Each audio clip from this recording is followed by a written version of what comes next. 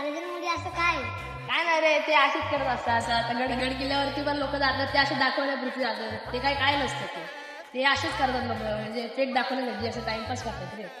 मामा अगं काय बोलतो अरे बोलतो की गड किल्ल्यावर लोक का जातात, मी काय बोलला असं जातात ते दाखवण्यासाठी. अरे मित्रांनो, बाळांनो, ते गड किल्ले म्हणजे आज पावित्र्य आहे आपल्यासाठी.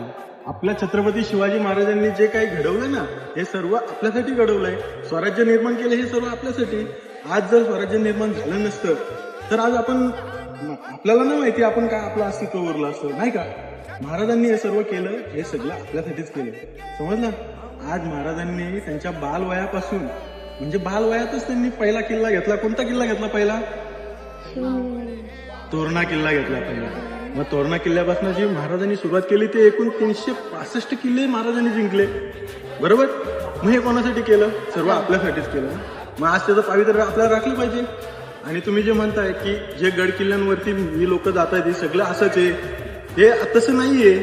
हे सगळं पावित्र्य राखण्यासाठी जात आहेत. जे महाराजांनी गड किल्ले जिंकले, आपल्यासाठी जे साबूत ठेवले, ते सगळं पावित्र्य राखण्यासाठीच हे सर्व लोक जात आहेत. मग चला तर आपण एक पाऊल उचलूया आणि आपण पण हे स्वराज्याच्या संवर्धनासाठी झटूया. येणार ना मग माझ्यासोबत? नक्की.